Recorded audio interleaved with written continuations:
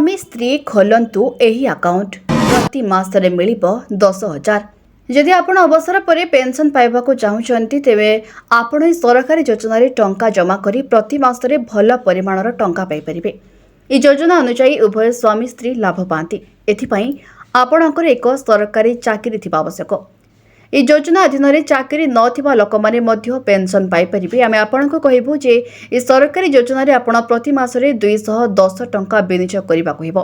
जेतेबेले scheme अधीन pension आसीबो आपणको account को टंका आसीबा आरंभ करिबो।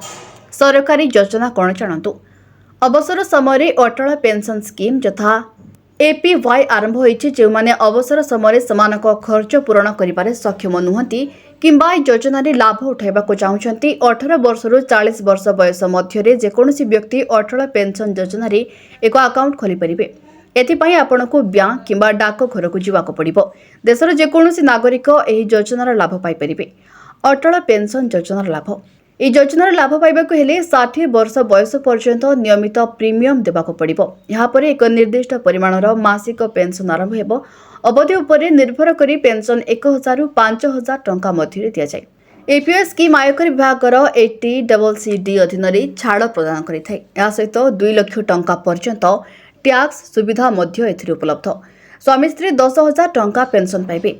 जदि आपण 18 वर्ष बयस रु एही योजना रे विनियोग करिबा आरंभ करंती एवं जेतेबेले आपण विवाहित तेबे स्वामी एवं स्त्री प्रति मासरे एही योजना रे विनियोग करंती तेबे 60 वर्ष बयस हेबा परे सेमाने एही योजना अधीन रे मासिक पेंशन पांती। प्रति मासरे सर्वनिम्न 5,000 टंका पेंशन निश्चित होईछि। एही योजना रे केवल 210 टंका विनियोग करिबा हेको हेबो। मासिक 10,000 टंका पाइबा पई उभय स्वामी स्त्री को अटल पेंशन योजना रे खोला जायथिबा अकाउंट रे प्रति मासरे 210 टंका विनियोग करिबाकू पड़िबो।